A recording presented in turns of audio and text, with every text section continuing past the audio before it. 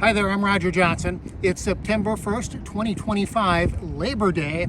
Instead of working today, I decided to go on a little adventure here in St. Paul, Minnesota. That's downtown St. Paul, right across the river. The river, that's the Mississippi River. And just up the way here is the Padleford Riverboat. That's right, I'm going to take a riverboat cruise. You're not going to want to miss this. Welcome to America Adventure.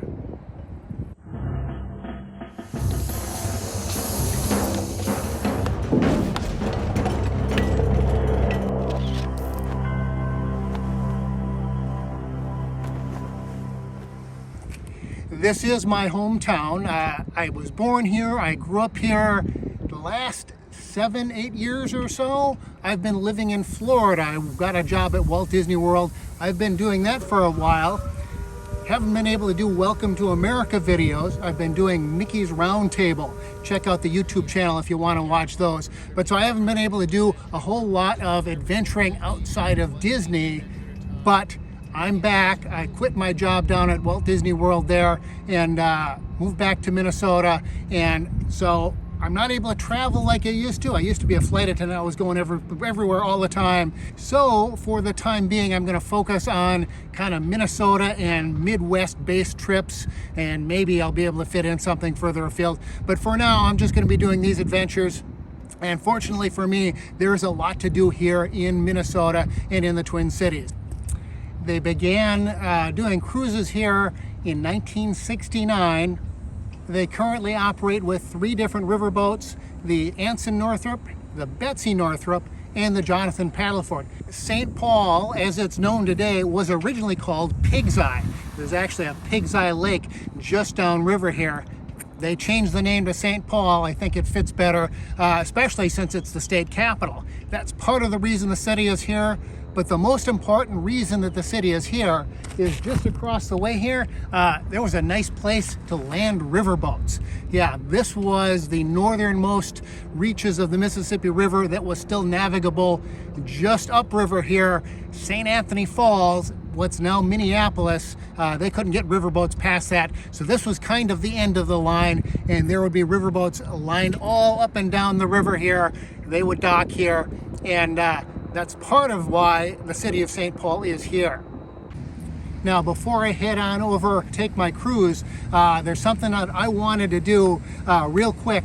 Back when I was down at Disney World on the Liberty Square Riverboat, I went and bought on Etsy.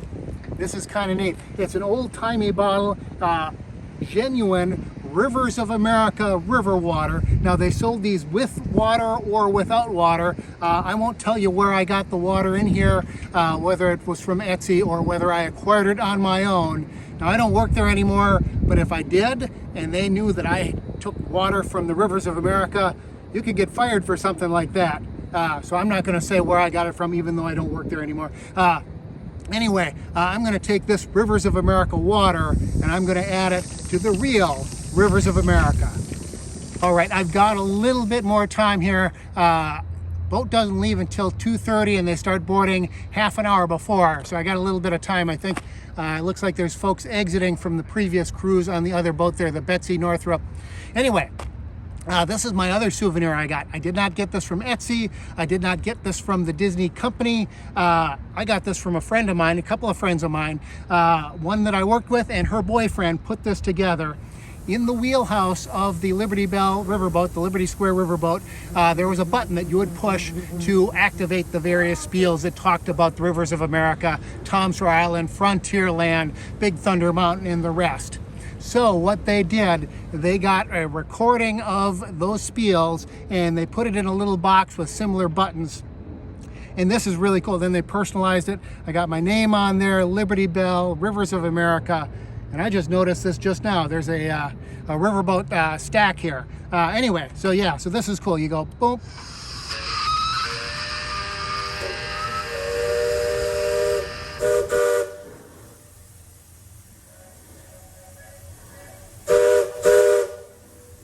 So yeah, that is really cool, really special. And what's really cool, it's me blowing the whistles. They recorded my ending spiel at the end of the cruise. You can use any one of our 7 staircases to reach that very bottom deck.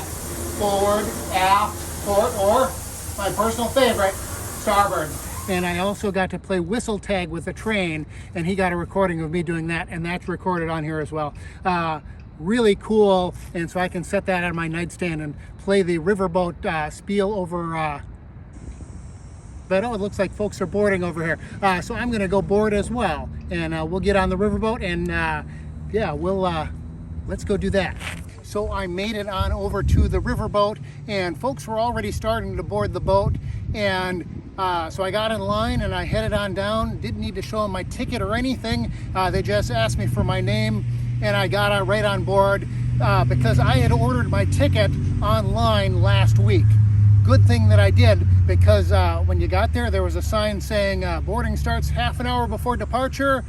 The 2:30 trip is already sold out. So had I not bought my ticket last week, I wouldn't have gotten on board had I just showed up here today. So that's the good thing. The bad thing, if you remember the beginning of the video, I said, hey, I'm gonna be riding on the Jonathan Padleford. Yeah, I wasn't riding on the Jonathan Padleford. I was on the Betsy Northrop, the larger of the 3 boats that they have and that they operate, but it's not a paddle wheeler, it's not an old-fashioned style steamboat. It's basically just a big old barge that's being pushed by a tugboat.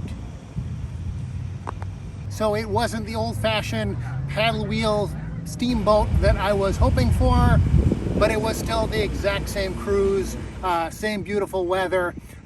It started here at Harriet Island Regional Park and headed upriver towards Minneapolis.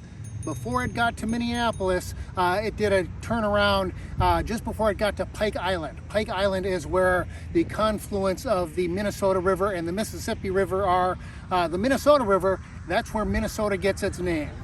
That was named for the native word meaning sky-tinted water. If you believe the Hamm's beer commercial, land of sky blue waters. Land of sky blue waters, waters from the That's the root of the word and the name Minnesota. You know, all the cruise lasted about 2 hours. Very beautiful, very scenic, pretty full boat.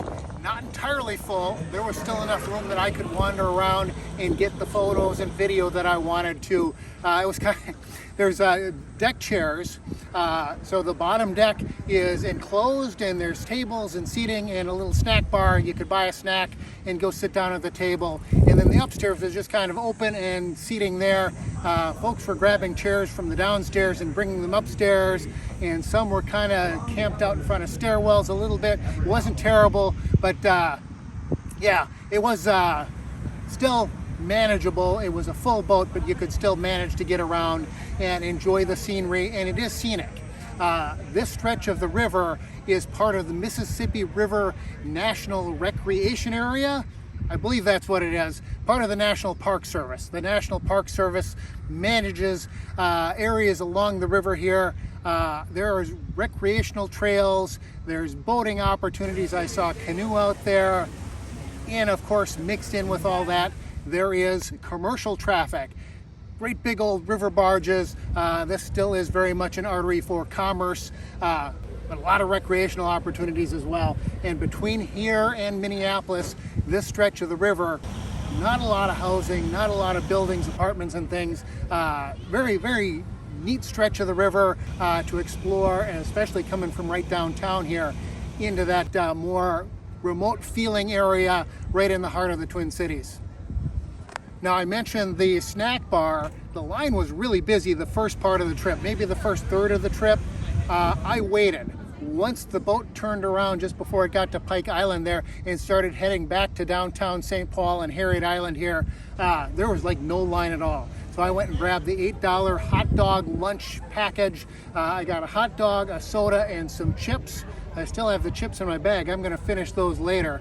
Maybe snack on those while I'm editing the video. Anyway, very relaxing, very scenic. Again, not the riverboat that I was expecting, not the Jonathan Padleford, but really a fun, nice, relaxing cruise nonetheless. And actually this works out really well because I have another idea for a trip that I wanna do. So I just moved back here to Minnesota from Florida, and one idea for the route that I was going to take coming back to Minnesota was to go over to New Orleans and follow the river up to St. Paul and stop off and ride different river boats and stuff. but I had a great big moving truck and it wouldn't have been practical. But the idea is still a good one. I think I want to do that trip at some point. Start off at Itasca State Park up in northern Minnesota here, the headwaters of the Mississippi, and then I'll follow it all the way down to Louisiana and the very end right by the Gulf down there. And when I do that, I can maybe hop on the Jonathan Padleford. I'll do yeah, I can save that for later. I did ride on it a couple of years ago. Time moves really fast. Before I moved out of Minnesota, I got to do a trip on there. So I've ridden on it before, but I would like to ride on it again, just because I love rivers and riverboats, and this is the first one down the stretch of the Mississippi if you're heading south. So anyway, I'm gonna call it a video, call it a day, and wrap this video up. Until next time, probably next month sometime, unless I've got a backlog of videos that I didn't edit yet. I'm looking to see which ones I've done and which ones I haven't. But yeah, tune in for the next video. Remember, if you love America, you'll like us. You can like the video here, subscribe to the channel, or like posts on Facebook. I'm on Instagram, and I think that's it for the moment. But yeah, we'll be doing some more as the time goes along. So, till next time.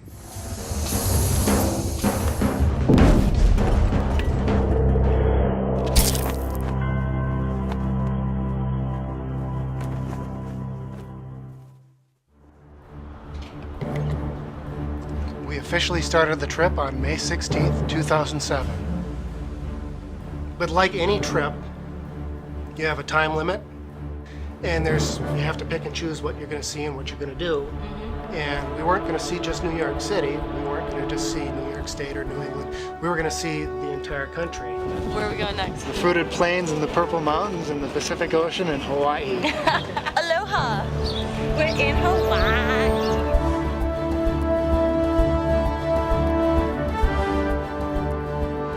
I am Roger Johnson. I am the world's first self-proclaimed welcome sign photography expert. Right there, you're perfect. Don't move. The only rule that we had, we were going to set foot in each and every state. I'm Haley Chamberlain. I'm not a self-proclaimed anything. How did we not get gas this morning? She was a whole lot of fun, and that's why I invited her along on my trip. When was the last time you got the oil changed? But if that goes, then we're kind of stranded. We don't have any peanut butter. We're gonna be out of jelly soon. That was a cool aspect to it, to experience it in a different way than what I might have experienced it by myself. That was your gift to me on this trip, was the amount of information that you shared with me about history. Very few of the places we went to were things that I hadn't seen before, or whether it was places that I'd been to before and wanted to go again. There were lots of places, especially historical ones, that I had never been then. Yeah. I think we had a pretty good time learning, and then just getting to be goofy and have fun.